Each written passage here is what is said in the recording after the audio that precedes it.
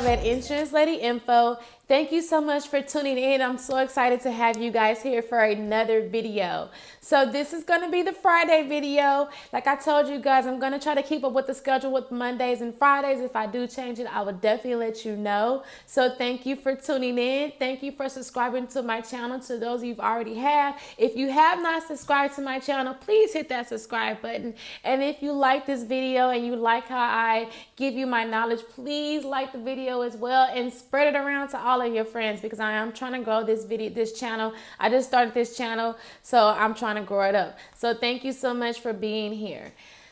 So today, what we're going to be talking about is accidents and violations on your background.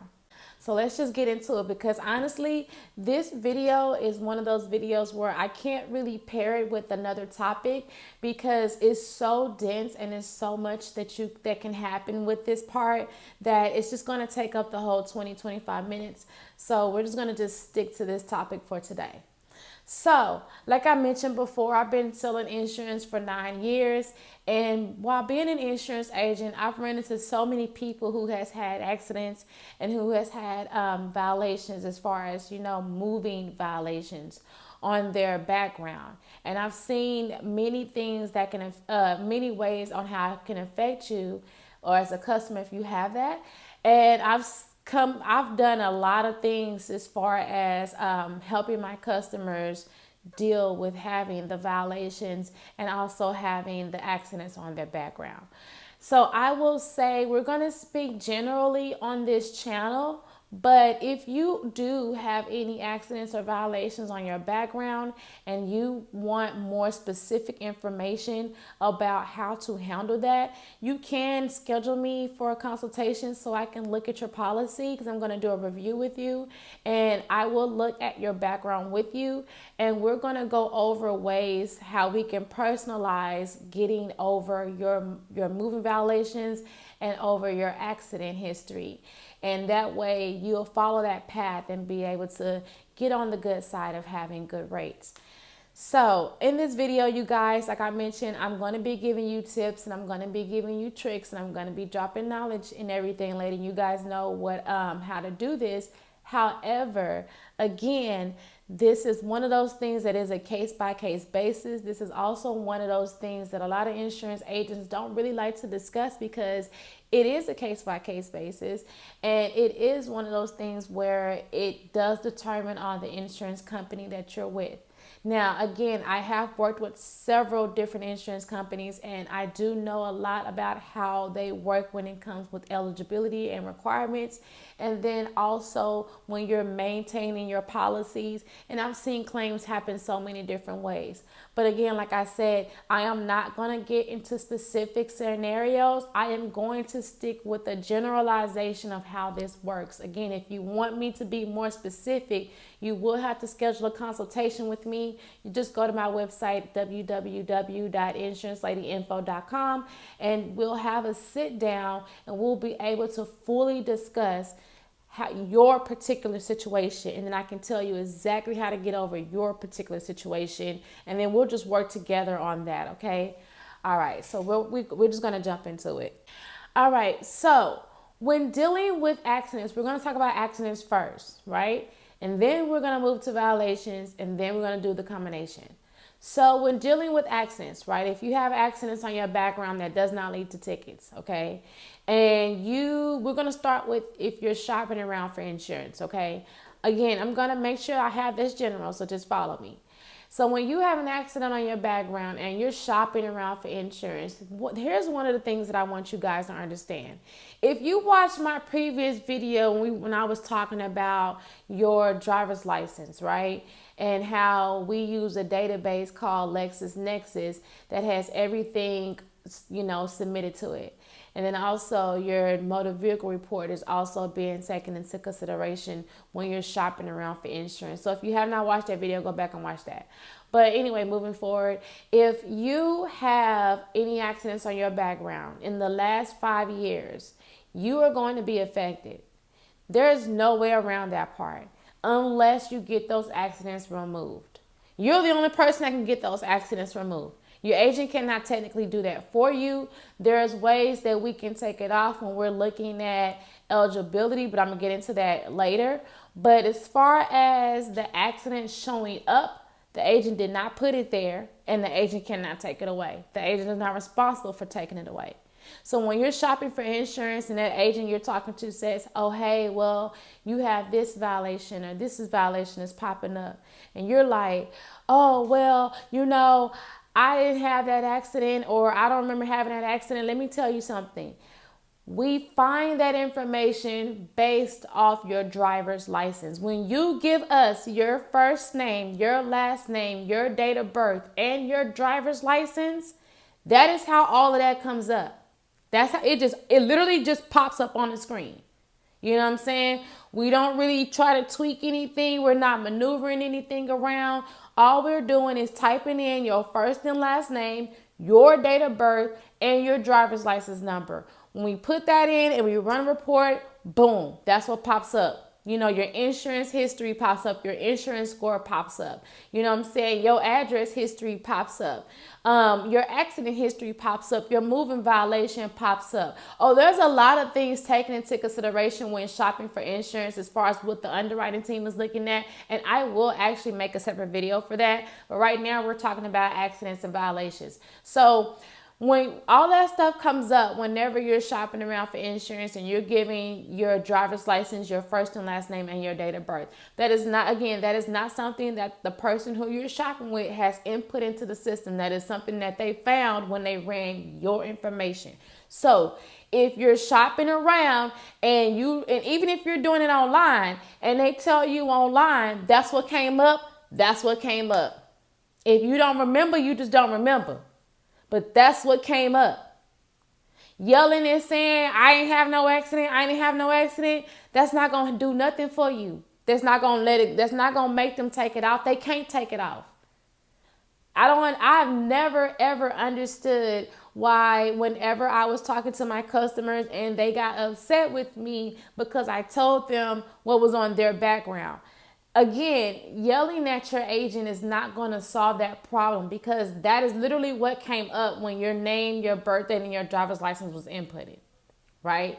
So if you are very sure, absolutely sure that you are not responsible for an accident, meaning if you didn't have it, okay? Not if you're not at fault, because we're going to get into at fault and not at fault in a moment, but meaning you technically did not have this accident, okay? There is no way, shape, form, or fashion you was in this accident.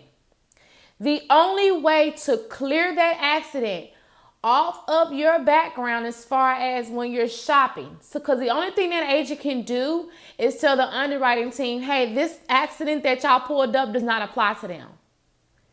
That's it. It's still on your background technically, but the underwriting team is just not going to consider it because you've given us proof that that actually does not apply to you, right? The proof that you have to give us whenever you're shopping around for insurance and you are claiming that this accident has nothing to do with you is you have to get what we call a letter of experience, okay? Now, a letter of experience is a documentation that you get from the claims department of your current insurance company, okay? The claims department. Now, if you don't have insurance at the moment, right, and you're shopping around and they tell you you need a letter of experience, then you call your previous insurance company and you call the claims department of the previous insurance company and you ask for a letter of experience. And just go back to the time when you first got with them, because they're going to ask you, well, how far back do you want to go? And just say, can you give me for the entire time I was with you? The claims department, not customer service, not the agent, the claims department. That's who gives you that information.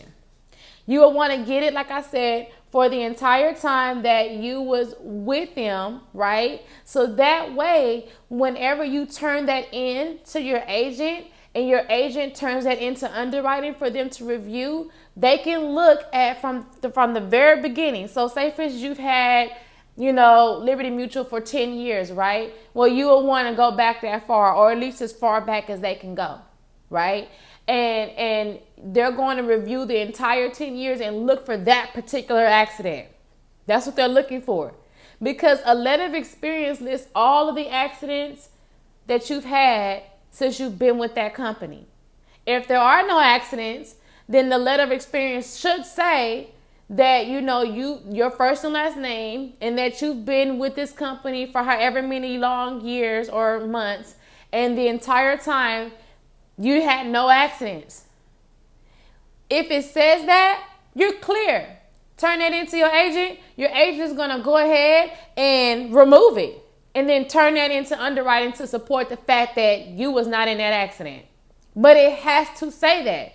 If you get a letter of experience from your previous or current insurance company and that accident pops up, it cannot come off. The only way it can come off after that is if you dispute that. And your agent cannot dispute that for you. You have to dispute that on your own if it's a claim, if it's an accident claim. You have to be the one disputing that with the claims department. So basically you go back to the claims department and, you handle that, or you can call the LexisNexis number that is provided to you. All you have to do is just ask the agent, hey, can I get the number to LexisNexis? And because I want to dispute this. And you'll go through the disputation process. But you cannot get the agent that you're currently talking to when you're shopping for insurance to do that, because the only way your agent can take that off, the agent that's shopping for you, like I said, the only way they can take that off is if they have proof that it did not happen. If there's no proof that it did not happen or that you was not involved, they cannot do anything. It's up to you to dispute that. They cannot do anything after that. Okay? So a letter of experience is one of the best ways to get that taken off. That's the easiest way, because the hard way is going back to court and getting records and trying to get that proof, which you can. That's just the hard way. The easiest way is a letter of experience. So this is mainly pertaining to accidents. Okay, I haven't gone over to moving violations just yet. Just accidents, right? That's what we're talking about. If you have accidents. Now, let's talk about at fault versus non at fault.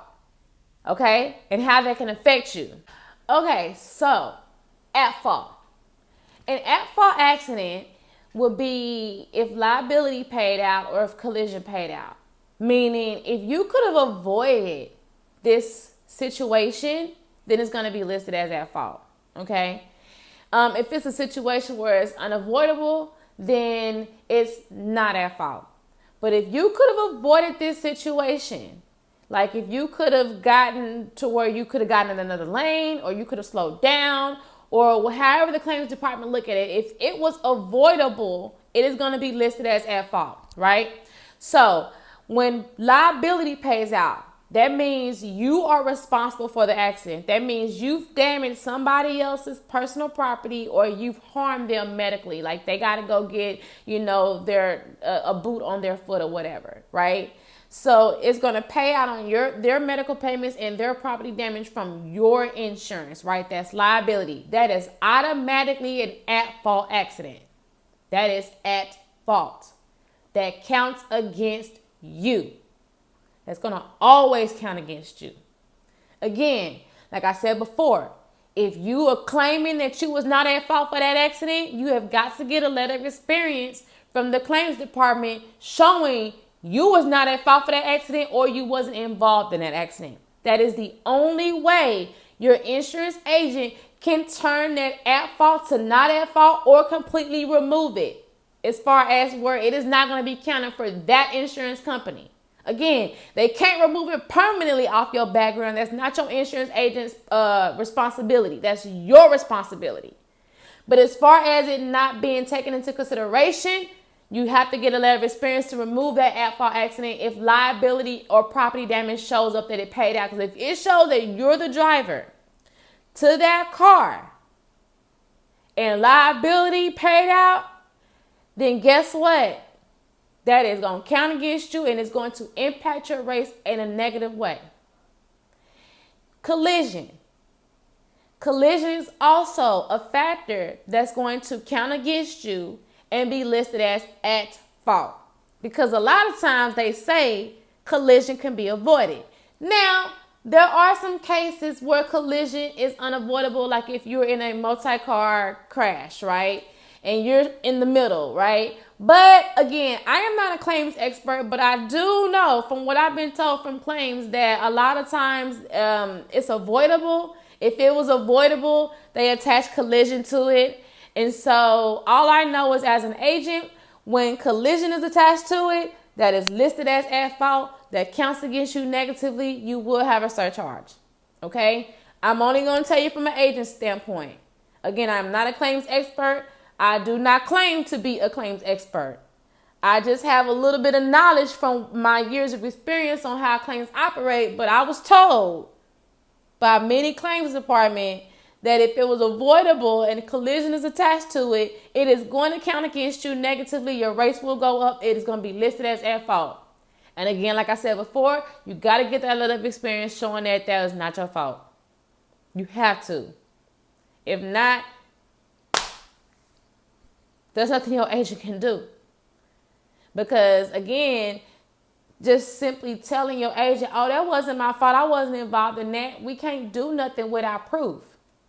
So that's how you do it. Like I said, you go to the claims department, let of experience, turn it in.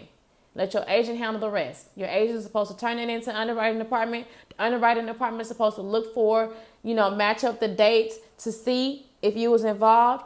And if you wasn't involved, because we're talking about you specifically, we're going to get to the household members in a moment. But if you wasn't involved, then that cannot count against you. Now, moving violations. If you have moving violations that show up on your background when they type in your driver's license, that comes from the DMV or the Department of Motor Vehicles or the Department of Public Safety. Whichever one y'all call it. I know different states call it different things. In Texas, we call it DPS, Department of Public Safety. And if you have any moving violations, that's where it will be stored and that's where you get your proof. Okay? So say, for instance, we see a speeding ticket comes up, right? You got to show us from the court or from the DPS, one of the two, because you can go to court as well. I'm so sorry. The municipal court as well is also a place where they have your driving records, especially if it's tickets like speeding, DUIs, not parking tickets, moving violations, okay? Switching lanes, wrong turns. So things like that. You can either go to the municipal court because 9 out of 10, when you get a ticket, you have to go to court and the judge have to tell you about paying that ticket. And sometimes, you got to pay the ticket or they give you options like defensive driving or things like that. Right. So I'm not going to get into that part because I don't work on that side. I've only been an agent, so I can tell you as far as advice on what to do. So if you have moving violations and you're trying to prove that those moving violations are not your moving violations and we have the correct driver's license number, you have to go to DPS or you have to go to the municipal court in your area and you need to get proof from them showing that you don't have any tickets under your driver's license. Okay? They will give you proof. And you turn that proof into your agent will get that violation removed off of your background as far as where it's not going to be taken into consideration by the underwriting department. The underwriting department won't look at it and your rates won't be affected. But if you don't have any proof, there's nothing we can do about that moving violation showing up. We can't take it off just because your word, because you said, hey, I wasn't in that accident, or hey, I wasn't in the car, or hey, I didn't get that speeding ticket. My husband got that speeding ticket. Well, it came up under your driver's license. That's the thing. All violations come from your driver's license. All of them. So if a speeding ticket, if a DUI, if, like I say, you switched lanes illegally, or you made a wrong turn, or whatever the case may be, whatever they give you a moving ticket for, a moving violation, whatever that is, that comes up under your driver's license. So if you are sure you don't have any moving violations, you need to make sure that the person you're working with when you're shopping around for insurance, or if you're doing it on your own, you need to make sure you have inputted the correct driver's license number, because that is exactly where that information comes from. Like I said, the DMV, the Department of Motor Vehicles, DPS, the Department of Public Safety, or I'm not sure what other places, you guys call. I just know the popular names, but that is where it comes from. Okay, that is exactly where that information comes from. You have to get proof from them. No proof, it will not come off. Now, here's the thing. Whenever you guys are shopping around and things come up for accidents and moving violations, right? That we go back the maximum of 5 years. So right now it's 2023. It is August 2023. It's about to be September, but right now it is August 2023, right? They're going to go all the way back to August 2017. So that's exactly 5 years. Anything that happened before August 2017, they're not looking at. They're looking at from August 2017 all the way to August 2023. Okay? Now, here's how this works when it comes to surcharges. If you're being surcharged for an accident or for a moving violation that you've had on your background in the last 5 years, if you're being surcharged for that, that means you've had it within the last 3 years. That means, because usually you get surcharged within the first 3 years if you have in that particular incident. That's like kind of 3 years ago. But if it's like 5 years ago, most insurance companies don't give you a surcharge for that. It's going to count against you, though. Your rates are just going to be high. But you're not going to be surcharged for it, typically. If they are surcharging you for that, you do want to ask questions about it and make sure that they are looking at the right violation. But for the most part, if that violation is 3 years old or within 3 years old, it is surchargeable. If it is more than 3 years old, but it's less than 5 years, it's not surchargeable. But it will count against you and your rates will increase because it happened within the last 5 years. Most of the time when you're shopping for insurance, the insurance companies want to know if you had any moving violations within the last 5 years, any accidents within the last 5 years, or if you had your license suspended or revoked within the last 5 years, right? Those are some of the underwriting questions that you're being asked when it comes to shopping around for insurance. So if you have had moving violations and accidents within the last 5 years, but it's older than 3 years, again, like I say, you're not going to get surcharged, but you definitely going to pay high rates until that doesn't show up anymore. Once the 5 years of that accident or moving violation, once it's exactly 5 years old, it'll fall off to where nobody can see it anymore. But it's only when it gets to be 5 years old. See, a lot of times people get that part misconstrued, because what I used to run into is a lot of people saying, well, I thought all this stays on my background for 3 years. No, you're only being surcharged for 3 years. Once those 3 years is up, we still see it in year 4 and year 5. We still see it, and it's still going to count against you. It's just not going to be surchargeable. So instead of you paying $600, you'll go down to $400. Once it falls off, you'll go down to $300. It's something like that. That's kind of, how it works. That $600 is that surcharge. The $400 is it counting against you, and the $300 is now you going back to regular rates, like your actual market, right? So that's usually how that works. So when y'all are shopping, and you're like, well, that accident happened a long time ago. Yeah, but it's still showing up. That's the problem. Now, here's where it can get tricky. Some insurance companies do not count the accident if it was not you. So for instance, you live in a house with 5 people, right? And there was, like, say, because I've seen this happen, let's say 7 accidents come up, right? it's going to really show because of the address, because the accidents show up because of your address. The moving violations show up because of your driver's license number, right? So we'll look at your address and it'll show like 7 accidents, 5 people in the house, right? And let's say I'm making up names. You got 3 accidents belonging to John Doe, right? You got 2 accidents belonging to Jane Doe, right? You got 2 accidents belonging to Susie Joe, right? And your name is Sarah Joe. So you have no accidents. John, Jane, and Susie had them, but you, Sarah, ain't had no accidents, right? So here's how this is how this works sometimes. Because there's 2 things. They call it a household rule and they call it a driver rule. Like, and you can't really you can kind of figure out which company is which by how these accidents count against you. If you live in the house with all 3 of them people, right? Well, all 5 of them people, but 3 of them got them accidents. You live in a house with them 3 people who have accidents. Sometimes your rates are going to be a little bit higher than the average person if you live by yourself. Because if you was to live by yourself, they're not exposed to the car. But you live with them and they've had several accidents in that house and they are exposed to that car.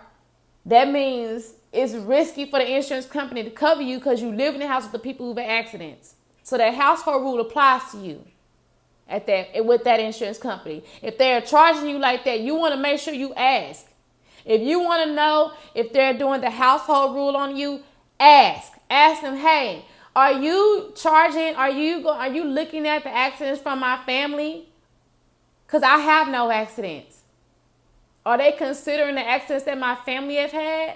Ask them that. If they say yes, they can't take it out. They can't do nothing about it. So just politely say, well, you know what? I changed my mind, and then go to another company. Because there's nothing that agent can do. That's a requirement from the underwriting department. So there's nothing that agent can do. So getting mad and say, why y'all charge me like that? And that agent is not doing anything but taking orders from the underwriting department. The underwriting department said these are the requirements that we are going to accept in order to write people for business. So just politely ask, are y'all taking into considerations those accidents that my family has had? Are y'all looking at that as a risk? And if they are looking at that as a risk and not looking solely at you, then just go to another company. Because there are companies who you can go to who, if you wasn't involved in an accident, they won't count them accidents against you. They're only following just the driver only. So if you live in a house with 5 people and there's 7 accidents and 3 out of them 5 got multi-accidents, right? And you've never been in an accident, some of them insurance companies say, hey, who drove this car on this day? Who was in it? They'll ask you, who was in this accident? Who was involved in this accident? And if it wasn't you, and you're gonna have to have proof. Again, letter of experience. You're gonna have to have proof. So they ask you about the accident. You're saying it's not you. That was Jane, John, and Susie. They had them accidents. My name is Sarah. I did not have them accidents. You got to have proof, and you got your proof. I wasn't in them accidents. That was them. The agent can not count that against you because that's not a household rule. They're looking at the driver. But if you're with the company and they don't care about who was particularly in that accident, it was the fact that there was an accident in the household, and you don't want to deal with that, leave. Because you're going to have to pay for that. Because again, the reason why the household rule is like that is because they're looking at everybody in the house being exposed to the cars. Because at any moment, John can drive Jane's car. Jane can drive Susie's car. Susie can drive your car. Susie already had 2 accidents. If she get into another one in your car, you screwed. So we risking by doing this because you live with people who are at risk. But if you live by yourself, the risk is lessened and your rates will be lower. I've had to discuss that with my customers several times. They're like, how come when I moved out, my rates went down? Because you live by yourself. You have lessened the risk of that car being exposed to people who have had accidents. It's no longer that much riskier. Again, so not all companies do that. Just some companies have the household rule. And again, if you want to know, just ask them. Just ask them, are you going to count that against me? Because my father's had an accident, is that going to be counted against me because I live with him? If they say yes, then just politely hang up because there's nothing they can do about that. If they say, nah, we just looking at the accident that you had.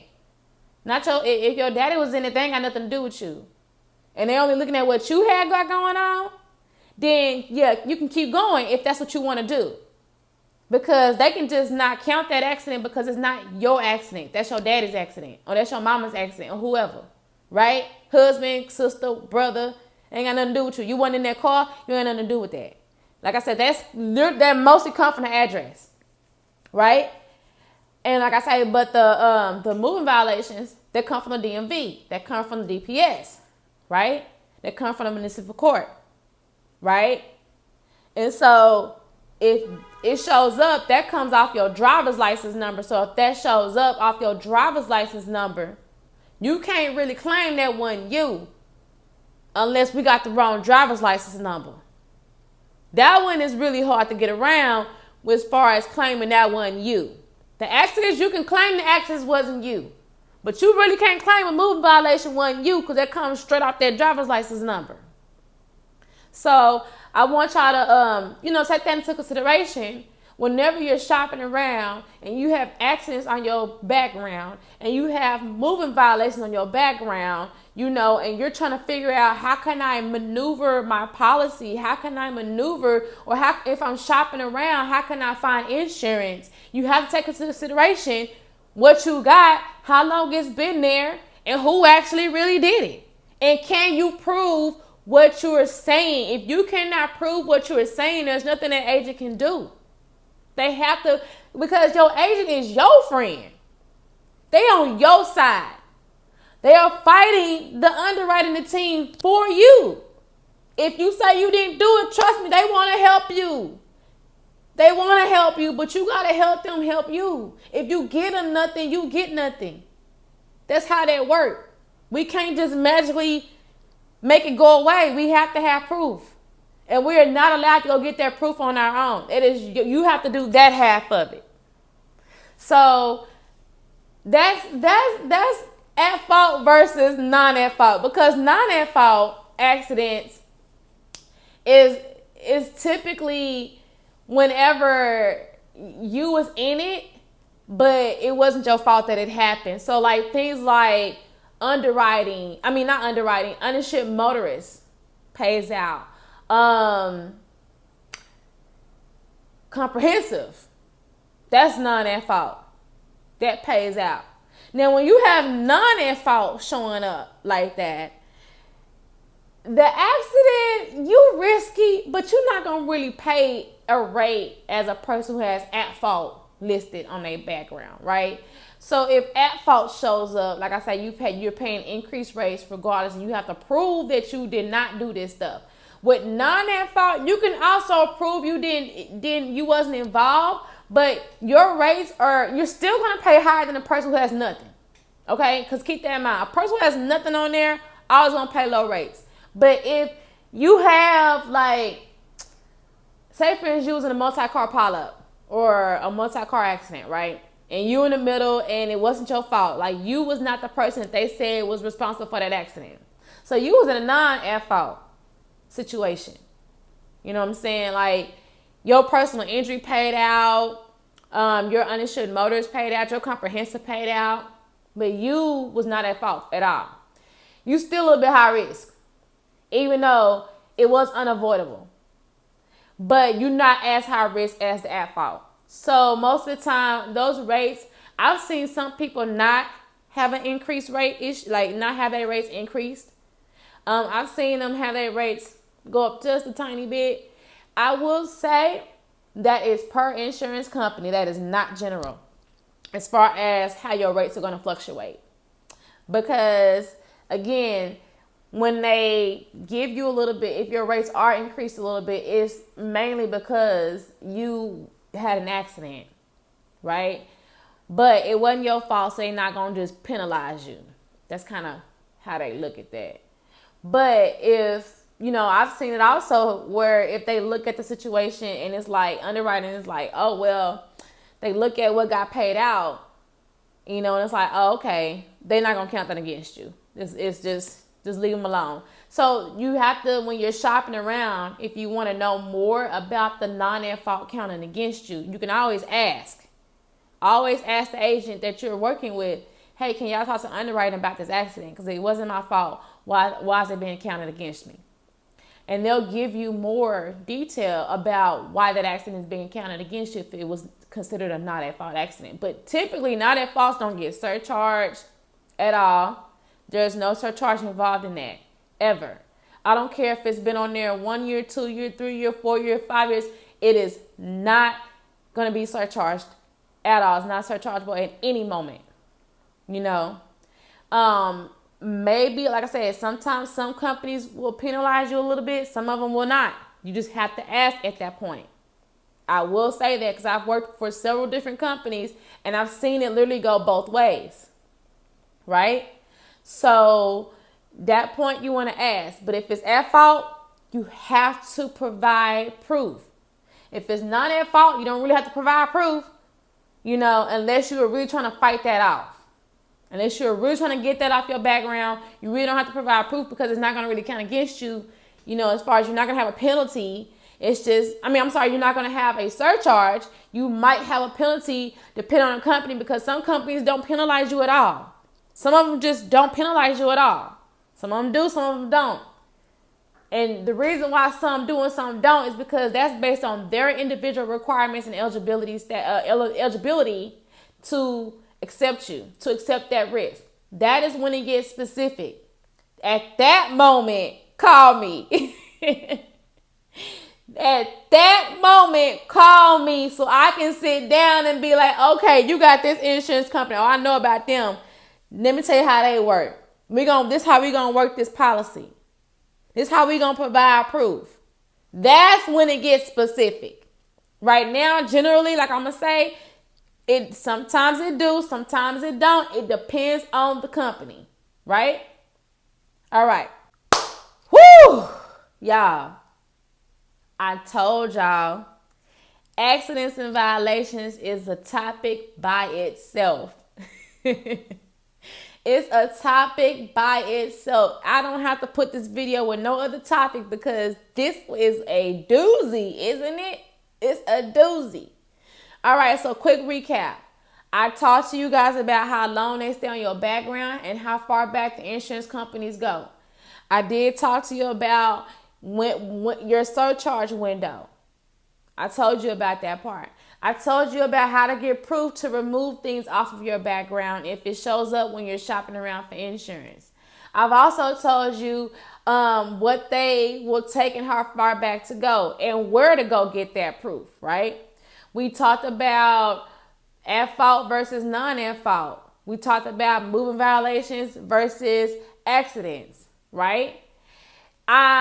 In my next video that I'm going to do, it's going to be a continuation of this one actually because I kind of want to dive deeper a little bit as far as having backgrounds when you currently have insurance. This one is when you're shopping around for insurance. I kind of stuck on the shopping around portion of it, but I do want to dive deeper and discuss when you currently have insurance, how that operates for you and what's going to happen next when your policy renews. I want to talk about that because that is another doozy. And there's ways that you can get around some things. And so I want to make sure that I put that information out there. So I'm going to save that for another video. All right, you guys. Again, thank you so much for tuning in. If you like this video, please hit the like button. If you like this channel and you like how I'm presenting my knowledge to you so far, please hit that subscribe button.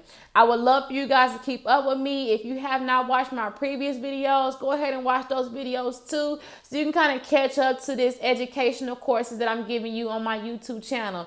This is Sunshine Love on insuranceladyinfo.com. I am so glad to have you guys here. You guys have a wonderful Friday. Thank you so much for tuning in. Peace.